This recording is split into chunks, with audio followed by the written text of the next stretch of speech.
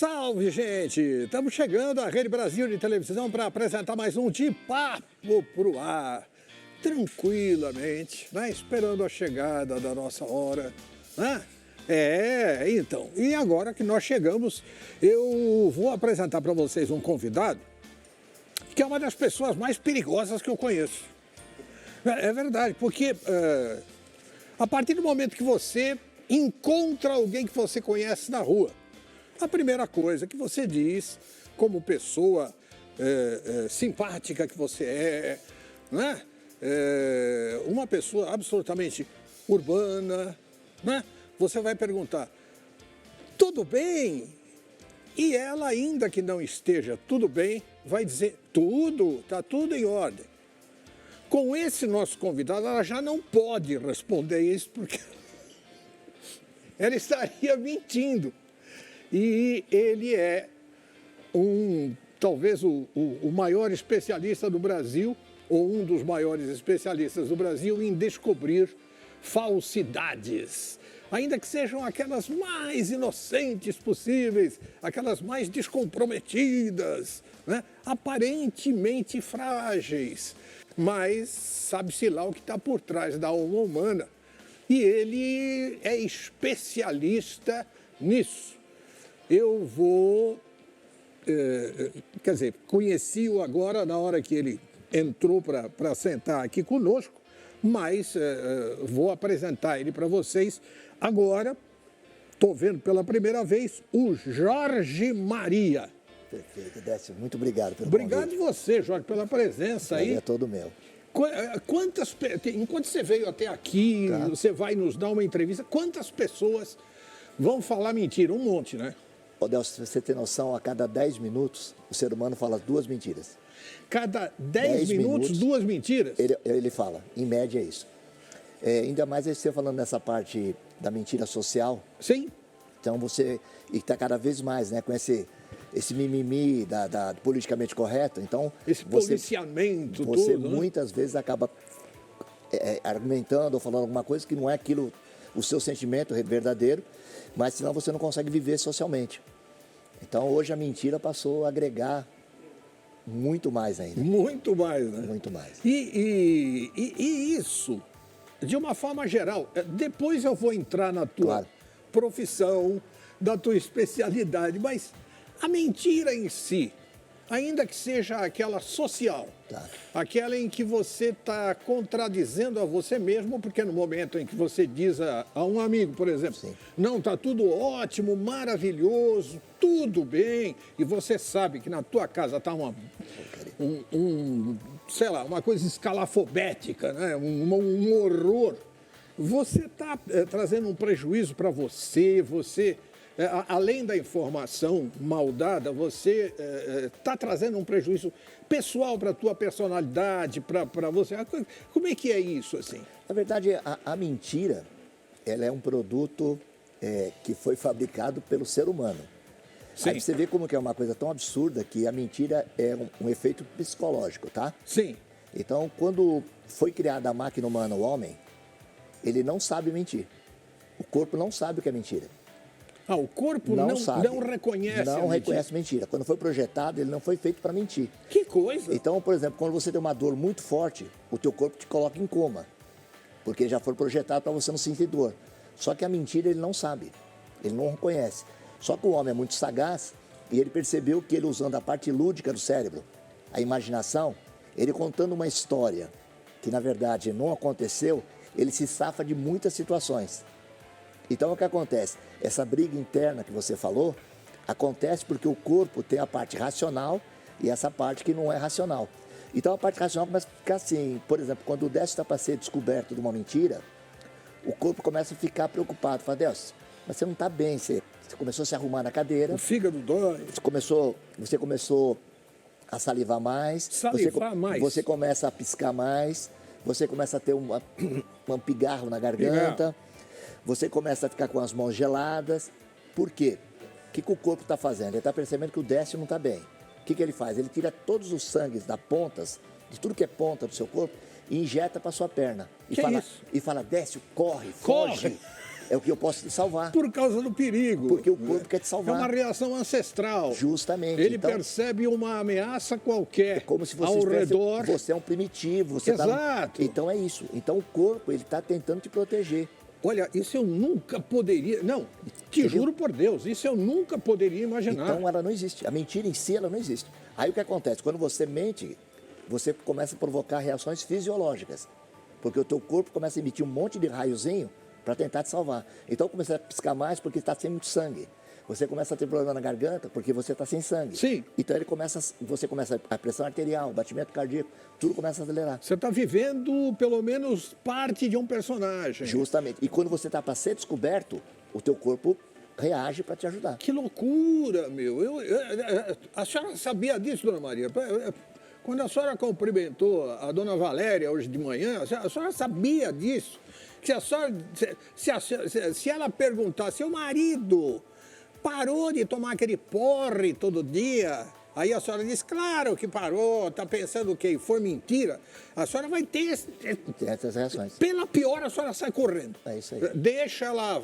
Também o que ela tem com isso? Seu marido bebe ou não bebe? Sai correndo, deixa ela falando sozinha. Muitas vezes, Décio, já aconteceu aquele caso de a gente... Eu falei mais que devia, falei mais que a boca. Sim. Toda vez que você fala mais que devia, mais que a boca, você só fala a verdade. Porque é? você não pensa. Aquilo saiu, é um sentimento que você tem interno. Olha só. Então eu devo ser um dos caras mais verdadeiros que eu conheço, porque eu falo pra cacete, sabe? É verdade. Mas o que eu queria saber de você é o seguinte, eu sei que você é graduado, né, você tem não uma graduação, você tem algumas graduações, então se apresenta profissionalmente, se apresenta não apenas profissionalmente, como ser humano. Como é que surgiu tudo isso? Como é que você foi colocado cara a cara com a mentira, com a missão de desmascarar essa fulana chamada mentira aí, vai ter que provar, tá? Como é que tudo isso aconteceu? É verdade que essa passou a ser a minha camisa mesmo, a né? sua o grande... meu trabalho, tudo. Porque o meu trabalho é sempre combater a fraude. Claro. Tá? Então, o que acontece? Que é uma mentira. Que é uma mentira. E a fraude só existe porque existe ser humano. Se não existir o ser humano, não existe fraude. A máquina não consegue fraudar sozinha, ela precisa ser manipulada. Então, o que acontece? Eu trabalho com trabalhos de investigação. E sempre você está tentando apurar verdades e mentiras. E toda vez que você faz um trabalho, a gente já chegou à conclusão que é o seguinte, eu só consigo apurar a verdade. A mentira eu não consigo, porque a mentira não existe. Então só se apura a verdade. Aí o que acontece? A gente conseguiu procurar vários equipamentos, várias soluções. E aí descobri um detector de voz, que a voz também é um dos elementos que você consegue monitorar. Olha só. Quando você mente, as suas cordas vocais vibram de formas diferentes.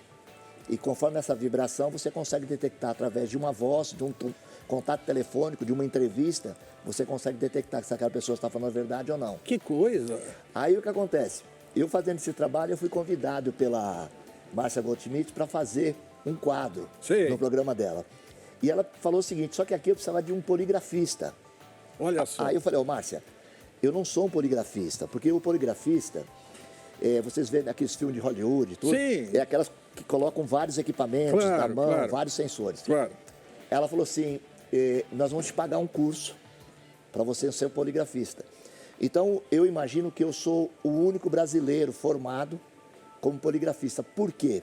De 1964 para cá, o polígrafo não pode ser usado no Brasil, porque a gente não pode fazer prova contra si mesmo. Não, esse é um dos... Bom, você sabe o que eu pensei, eu vou ter que falar, né? Vocês entenderam, né? De 64 para cá, o polígrafo não podia ser utilizado, principalmente em algumas pessoas.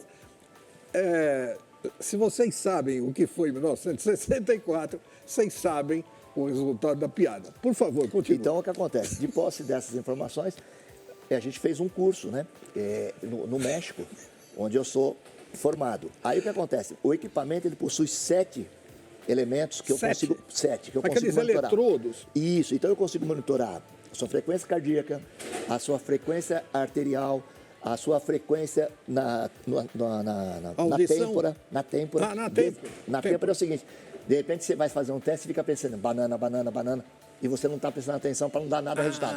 Fala, Décio, para, tem alguma coisa errada aqui. Assunto que você não está prestando atenção na conversa.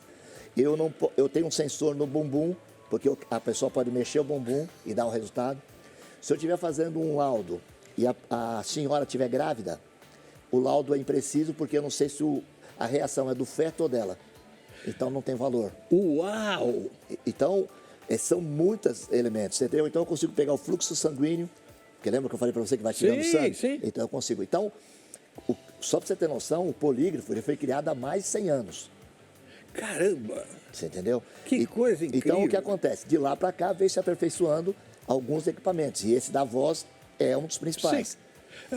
A gente, como disse você, a gente vê em muitos filmes americanos isso acontecer. Existem, obviamente, investigações também baseadas em depoimentos de suspeitos ou de testemunhas em polígrafos e através de polígrafos em que isso só gera vamos dizer assim, um plus para a denúncia ou para a investigação, ou isso pode ser usado como prova cabal?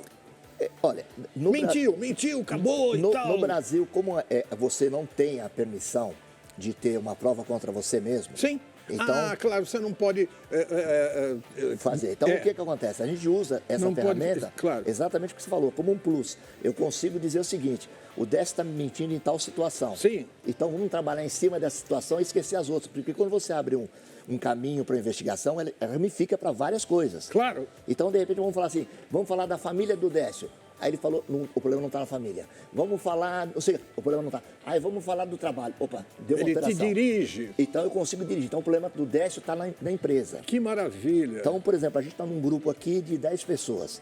Sumiu alguma coisa aqui, só pode ter sido alguém de nós. O que a gente pode fazer?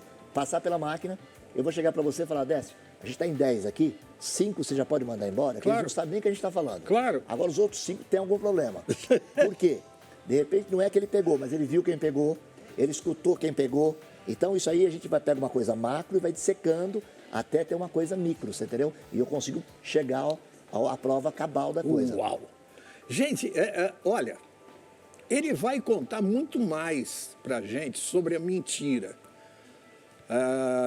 E isso vai acontecer daqui a 1 minuto. Mas nesse minuto você não sai daí. A gente vai pro intervalo e volta, mas é lá em cá, você sabe.